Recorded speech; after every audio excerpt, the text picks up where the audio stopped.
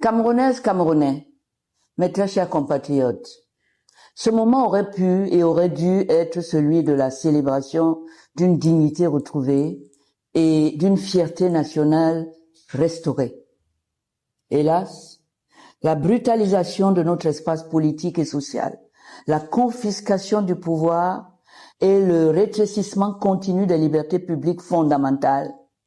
imposent à notre nation une tristesse que même les moments de communion sportive si chers à notre peuple ne parviennent plus à conjurer. Au cours de l'année 2025 qui s'achève, l'appareil d'État, capturé et instrumentalisé par un pouvoir en rupture de légitimité, a été utilisé pour vider le suffrage universel de sa substance et transformer votre vote en simple formalité sans conséquence, pour empêcher l'alternance démocratique et maintenir un système arrivé au terme de sa légitimité, pour enfermer notre jeunesse dans le recours à l'exil, à la débrouille, à l'absence de perspective d'avenir, pour instaurer un climat de peur et de silence favorable à la poursuite de la prédation systématique des ressources collectives, pour vous pousser au découragement et à la résignation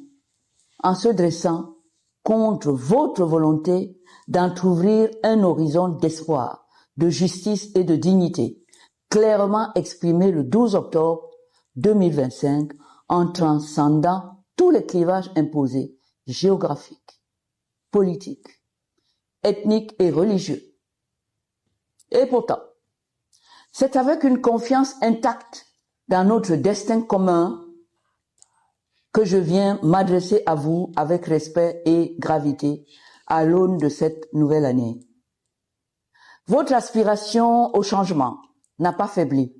malgré la transgression grave des règles républicaines, les arrestations et emprisonnements arbitraires, les crimes politiques, les assassinats et l'intimidation systématique utilisés pour tenter de briser le destin de la nation. Que les responsables de cette répression sauvage soient à nouveau mis en garde contre les conséquences individuelles de leurs actes, notamment auprès des juridictions internationales. Les morts ne sont pas des statistiques. Ce sont autant de vies et de familles brisées. Et le sacrifice